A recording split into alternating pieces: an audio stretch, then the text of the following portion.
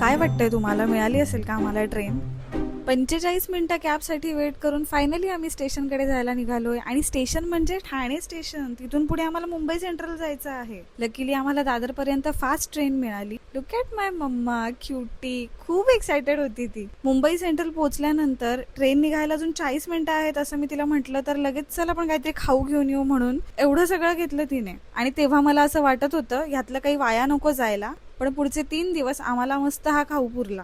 थोड्या वेळाने आमच्या सीटवर आम्ही सेटल झालो आणि आधी जेवून घेतलं आणि लगेच झोपलो.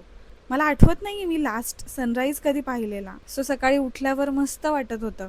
छान सनराईज एन्जॉय करत, मम्मीचे 1760 फोटोज आणि व्हिडिओज काढत उज्जैन रेल्वे स्टेशन आलं. इथे इतका सुंदर पेंटिंग्स केलेले आहेत स्टेशनला. एका ऑटोवाल्या दादाने आम्हाला 1-2 हॉटेल्स दाखवले जे महाकालेश्वर मंदिरापासून जवळ होते. त्यातलं एक हॉटेल फायनल करून चेक इन फॉर्मॅलिटीज पूर्ण करून आम्ही नाश्ता करायला गेलो, कारण आमच्या रूममध्ये क्लिनिंग सुरू होतं. नंतर हॉटेलवर येऊन पटापट स्नान करून आवरलं, कारण लगेच निघायचं होतं आम्हाला. उज्जैनमधला आमचा पहिला दिवस कसा गेला ते नेक्स्ट एपिसोडमध्ये सांगते. Stay tune.